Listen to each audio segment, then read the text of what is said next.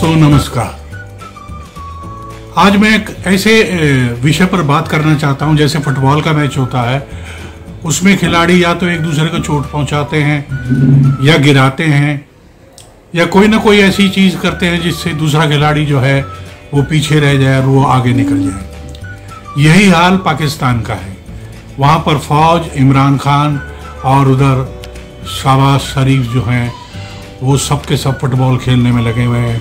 सब एक दूसरे को गिराने में लगे हुए हैं, सब एक दूसरे को चित करने में लगे हुए हैं और ये काम वो बहुत ही खूबी के साथ कर रहे हैं। उनका जो है सोचने का तरीका जो है बिल्कुल भी नहीं बदला है। तो दोस्तों, इस वीडियो को देखने से पहले इसको सब्सक्राइब कर लें, शेयर कर लें और इसका बेल आइकॉन दबा दें। आटा हो या ना हो, हमने ग़ज़वा हिंद लड़ना ही लड़ना है। वो आज लड़े या कल लड़े। क्षमा जब उसने बुझना होता ना तो वो फड़फड़ाने लग जाती है। हिंदुस्तान वाले हो गए पागल। उनको ना अभी सबक सिखाने का वक्त आ गया है। ग़ज़वा हिंद जो है ना वो बहुत ज्यादा करीब आ गया। और इस वक्त जो ये कश्मीर तो कुछ नहीं है, सबसे ज्यादा जो जुल्म हो रहा है ना वो चाइना में हो रहा है। वो हाईलाइट नहीं हो सकता क्योंकि उनसे मफाद जुड़े हुए हैं। पाकिस्तान के जो हुक्मरान है ना, रियासती है जो है, उनके जो मफाद है ना वो चाइना से जुड़े हुए हैं। इंडिया से इनका कुछ लेना देना नहीं है। इनके जो वहाँ पे मैप है, आप उसे एग्री करते हैं? नहीं करता। नहीं क्यों? मतलब हिस्ट्री तो थी। अभी आप कह रहे हैं कि पहले थे हम इकट्ठे। तो ये बताएं इंडिया और पाकिस्तान इकट्ठे थे, बांग्लादेश और पाकिस्तान इकट्ठे थे, इकट्ठे तो फिर उन्होंने यही मैप बनाया। तो उन्होंने ये मैप नहीं ना बनाया, उन्होंने ये जाहिर किया है कि यहाँ पर सिर्फ हिंदुस्तान ही थे, मुसलमान तो यहाँ पर थे ही नहीं। और अगर वो थे भी तो वो राई के दाने के बराबर थे। ऐसा हम क्यों मान ले? अगर वो लगा सकते हैं तो कल को यहूदी उठाएंगे, वो कहेंगे जी हमारा मक्का छोड़ो, मक्का तो हमारा है। हम भी यहाँ पर मैप लगा रहे हैं। एक दो दिन ना पहले वो मोदी इंटर हुआ है अपने वो पंडितों के साथ, उसने वो उनका पकड़ा हुआ था कोई, वो ये तासुर देने की कोशिश कर रहे थे कि जैसे अब यहाँ पर सब सिर्फ हिंदू ही रहेंगे, ये वो इस तरह का कोई। अभी अगर इंटरनेट निकालने में आपको दिखाता हूँ, देखें यही खबर होती है कि अगर आधी खबर हमें सोशल मीडिया पे दिखा दी जाए या मीडिया पे दिखा दी जाए, आप अगर नेट है आप देखें कि अगर उनके प्राइम मिनिस्टर एंटर हुए हैं और उन्होंने जो उनसे अपना हिंदू मजहब के मुताबिक प्रेयर की है, क्या मुसलमानों की उसी पार्लियामेंट में उसी दिन में प्रेयर नहीं हुई? क्या सूरह यासीन वहाँ पे नहीं पढ़ी गई?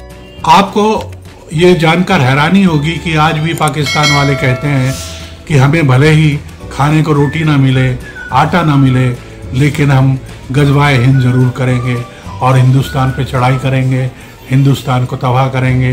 हिंदुस्तान ने अपना नक्शा कैसे बना दिया महाभारत का। उन्होंने यहूदियों को भी चैलेंज कर दिया कि कल वो भी तो अपना नक्शा बना लेंगे। इसलिए ग़ज़वा-ए हिंद होना बहुत ज़रूरी है, क्योंकि हिंदुस्तान जो है वो एक ऐसी लॉ है जो आखिरी बार फड़फड़ा रही है और अब उसका कुछ नहीं। वोट मार के चक्कर है इस वक्त पूछने वाला कोई नहीं है। पता नहीं किस तरह चल रहा है पाकिस्तान, कोई समझ से बाहर है। दोस्तों, एक और चीज़ आपको देखने को मिलेगी, ये जो साजिद तरार साहब बोल रहे थे, इस वक्त हर मुसलमान कंट्री से हर दूसरे मुल्क के सामने हाथ फैला के बैठा है और जो मांगने वाला आपके दरवाजे पे आए रोजाना सुबह शाम जो मांगने, उसके कहने पे आप कितनी तवज्जो देंगे? और वही हालात है पाकिस्तान के। फॉरेन पॉलिसी ना होने के बराबर है। देखिए, जब पेट में खाना होगा, जब इकॉनमी ठीक होगी, सोचें भी ठीक हो जाएंगी। लेकिन जब भूख से जान निकल रही होगी तो फिर क्या करेंगे?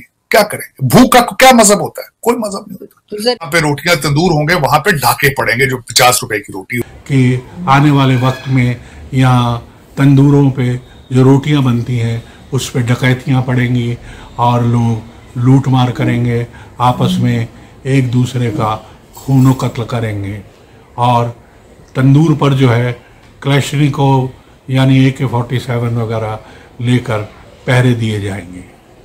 दोस्तों, पाकिस्तान में कुछ थूथे या जिसे कहते हैं थोबड़ा या जिसे कहते हैं चेहरा ऐसे हैं जो हमेशा ही बने रहते हैं, वो हमेशा ही तने रहते हैं और एक अजीब से तनाव में रहते हैं। उनका मानना है कि हिंदुस्तान के साथ व्यापार शुरू हो जाए, हिंदुस्तान जो है हमारी सारी बातें मान ले, हिंदुस्तान के साथ हमारी कोई बात करवा दे, लेकिन बराबरी की सतह पे करवा दे, मतलब बराबरी की सतह पे करवा दे।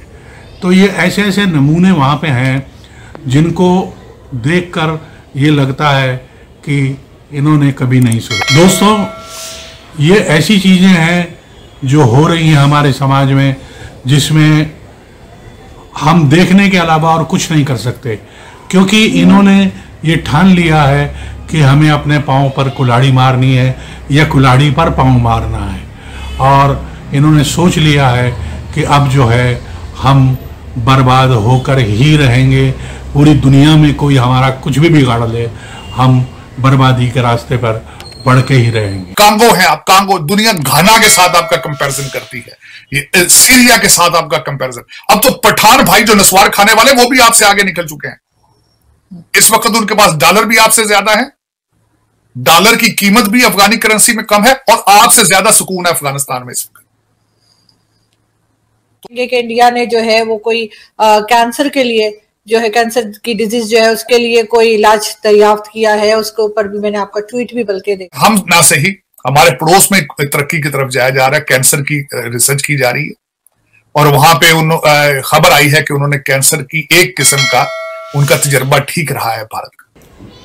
तो दोस्तों, ये एक पूरी ऐसी दुनिया है जिसमें आप जितना उसको देखेंगे उतना ही उस कुएं के अंदर जाते रहेंगे और ये सोचेंगे कि कैसे कोई इंसान अपने ही मुल्क को, अपने समाज को और ख़ुद को बर्बाद कर सकता है। तो दोस्तों, इस वीडियो को ज़्यादा से ज़्यादा शेयर करिए और बोलते रहिए, जय भारत माँ जननी, जय भारत माता, वंदे मातरम।